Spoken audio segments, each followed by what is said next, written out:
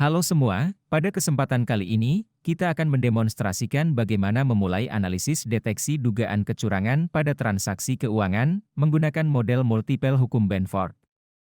Untuk itu, persiapkan diri Anda dan mari kita mulai.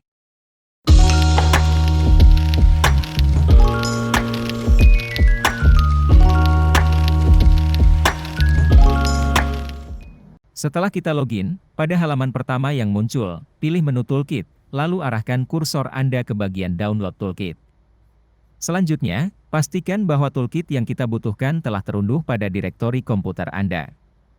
Berikutnya, silakan buka file toolkit yang telah di-download sebelumnya, dan akan terlihat tampilan berikut ini. Pada bagian depan, Anda akan melihat sebuah skema bagaimana model ini bekerja. Jadi kita akan mencoba bereksperimen menggunakan data lain sebagai contoh penggunaan. Pada bagian dataset, Anda diperlihatkan sekumpulan data transaksi keuangan dengan beberapa fitur, yaitu tanggal transaksi, nomor transaksi, kodifikasi transaksi, uraian atau keterangan transaksi, serta nilai transaksi keuangan. Fitur-fitur ini diperlukan untuk analisis data.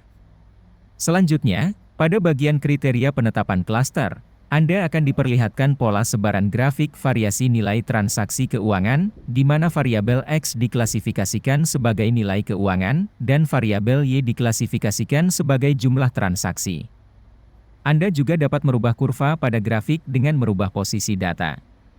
Pada bagian ini, kita diminta mencermati pola sebaran transaksi keuangan untuk menentukan titik pusat klaster. Jadi pada prinsipnya, kita akan membuat data menjadi 3 klaster data untuk persiapan analisis deteksi kecurangan. Pada model ini, pengklasteran data dibagi ke dalam 3 kategori transaksi keuangan berdasarkan nilainya, jadi data akan diklaster ke dalam data transaksi yang bernilai kecil, sedang dan besar. Penetapan titik pusat klaster ini mempertimbangkan bahwa hukum Benford membutuhkan sebaran angka 1 sampai dengan 9, sehingga penetapan titik pusat secara acak harus dilakukan secara berulang kali untuk menemukan titik pusat yang terbaik dan memenuhi sebaran angka 1 sampai dengan 9 secara berimbang. Selanjutnya, pada bagian implementasi hukum Benford, kita diperlihatkan data analisis menggunakan hukum Benford. Dalam analisis ini, kita harus memisahkan digit pertama nilai transaksi keuangan terlebih dahulu untuk menghitung frekuensi kemunculannya. Kemudian, angka-angka tersebut akan dijumlahkan berdasarkan kesamaan angka 1 sampai dengan 9.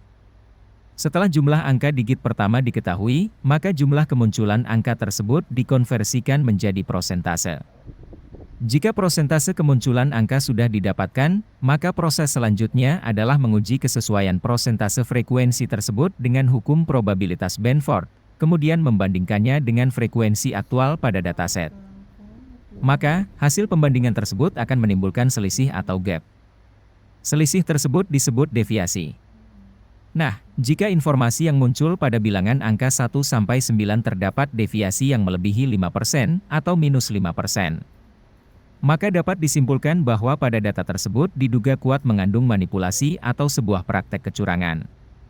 Pada eksperimen ini, kita dapat melihat bahwa hasil analisis yang muncul memiliki indikasi yang sangat mirip dengan hukum probabilitas Benford, yang mana dari sejumlah 1138 data transaksi yang diperhitungkan, secara keseluruhan bersesuaian dengan hukum Benford dengan deviasi yang berada di bawah 5%. Berikutnya, penentuan klaster. Ketika dihadapkan pada hasil analisis, bahwa tidak ada deviasi pada angka 1 sampai 9, bukan berarti bahwa proses tersebut telah selesai. Pada model ini, memperkenalkan adanya proses clustering data, menggunakan algoritma Cummins clustering untuk mengelompokkan data transaksi keuangan. Yang mana nantinya, data hasil pengelompokan tersebut akan dianalisis kembali menggunakan cara yang sama sebelumnya, yaitu menggunakan analisis hukum Benford. Jika sebelumnya, pada data transaksi keuangan terdapat kesesuaian dengan hukum Benford, maka apakah dengan pengelompokan data menjadi 3 klaster, akan memiliki hasil yang sama? Percobaan ini, sekaligus ingin membuktikan sebuah teori dari Maurice Sekar, yaitu seorang pakar mesin learning, yang menyebutkan bahwa penggunaan algoritma Cummins clustering dapat mendeteksi adanya anomali dalam sebuah data yang besar dan acak. Pertama-tama, kita menentukan indeks data terlebih dahulu, yaitu data pertama. Lalu kemudian menentukan 3 nilai transaksi yang akan menjadi titik pusat klaster. Setelah melalui beberapa percobaan, ditetapkan nilai titik pusat klaster 1 pada kolom F37 adalah Rp285.000 yang mewakili transaksi bernilai rendah.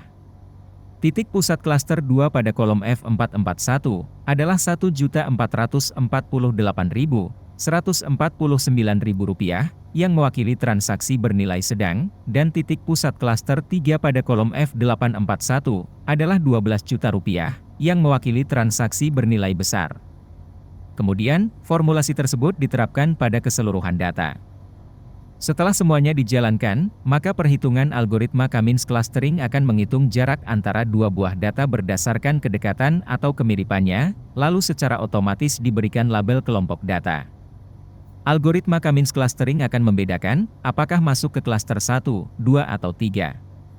Jika proses ini telah selesai, maka rangkaian proses clustering data bisa dianggap sudah selesai. Selanjutnya, tibalah kita pada percobaan untuk menganalisis data pada klaster 1, 2, dan 3 menggunakan hukum Benford. Merujuk pada data penentuan clustering sebelumnya, kita dapat mengambil data transaksi keuangan pada klaster 1, 2, dan 3 untuk dipindahkan ke masing-masing template analisis yang sudah disediakan. Setelah data-data berhasil dipindahkan, maka kita diharuskan mengatur terlebih dahulu data pada menu Pivot Table Analysis, dan menekan tombol Refresh. Hal ini berfungsi untuk memperbaharui data dengan perhitungan termutakhir.